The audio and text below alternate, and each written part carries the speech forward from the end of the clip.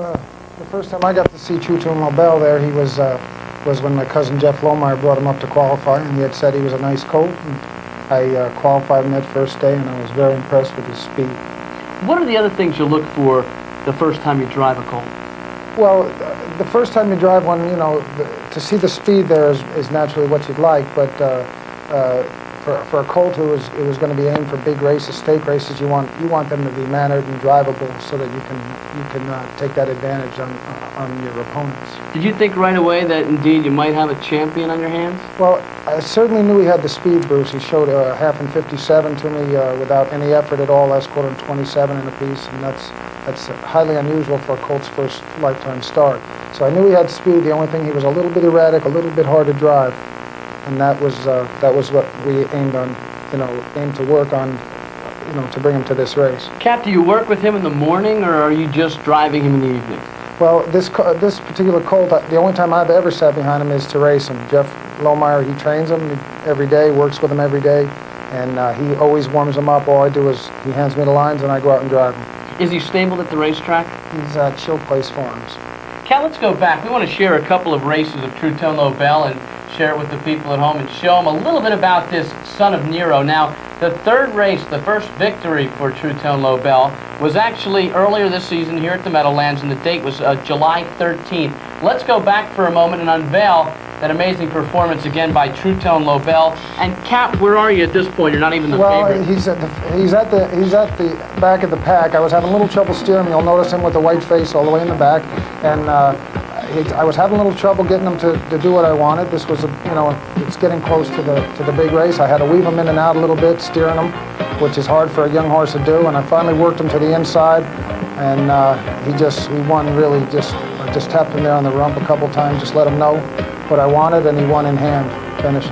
Tough to go inside sometimes. Very hard for a young horse, that's true. I mean, sometimes they're shy about doing it, and that was the first attempt I gave him at that. Cat, you're switching racing tactics the following week. You came off the pace on July 13th, now on the 21st. What are you doing? This particular night, the colt was in with a weaker field than before, and he was coming up to the big race, and I wanted him to know if he could leave and how handy he could be. In each race, he had improved for me, and this time I let him leave a little. I had let someone go, and then I moved back to the front, and he won this race easily. Even though you'll see me tapping at him, I just didn't want him to relax too much. I don't want to teach him that. I aimed him at the big race. 5 lengths behind Cat is Sansom, who last week set the track record for 2-year-old colts. Now let's pick up last week's elimination for the Woodrow Wilson, and right now you're on the top, and that's the way you drove him the entire race. Well, that isn't what I expected in this race. I decided somewhere behind the gate that I had to use him, get out into the race a little bit.